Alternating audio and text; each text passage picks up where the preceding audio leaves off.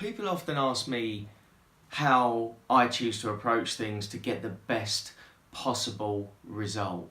And there are a number of things I use, and I'm going to speak about just one of those today. I think in videos I've already covered having a perspective on something, seeing the big picture, approaching a task with a positive mindset, a positive attitude, obviously working hard, practicing at things. You know, these are all important, and they get you to a certain level.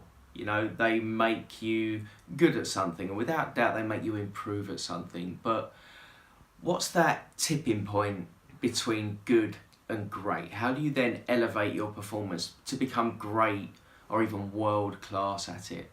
And for me, it's attention to detail. It's taking care of the small things. I'll give you an example.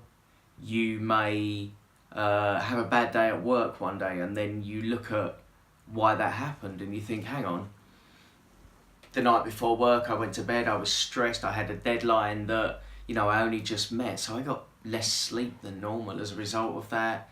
You know, I snoozed the alarm, I got up 10 minutes later than usual, I didn't eat a proper breakfast, so I went running out of the door, just about got my train, but I was all out of breath and stressed, and, you know, got to my station late, didn't get my coffee, flew into the office at 1 minute to 9, and then remembered I had a staff briefing. Now, if you take all of those events and you break it all the way down, and you think, how could I improve just a tiny bit in each department?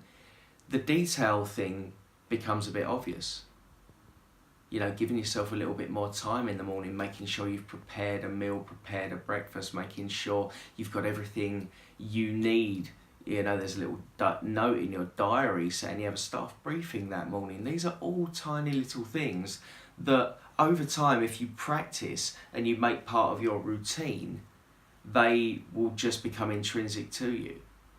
And it's those details that are really stopping you from taking any particular task or project or goal to the next level.